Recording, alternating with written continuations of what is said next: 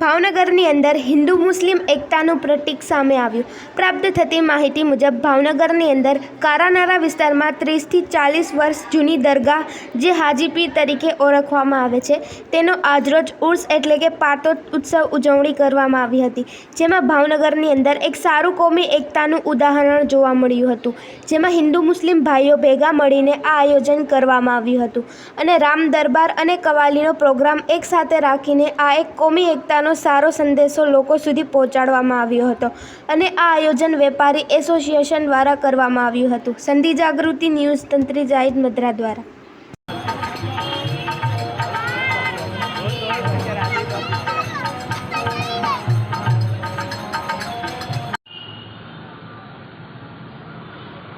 બંધ કરી દીધો।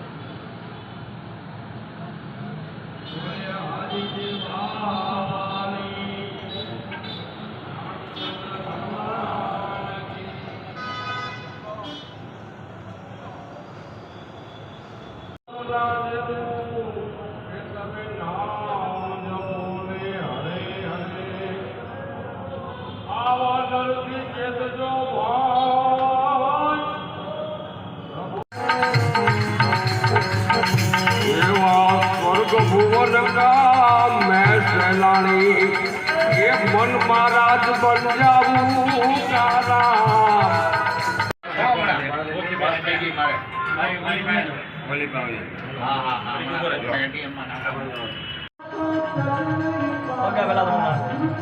ચાલુ કરું।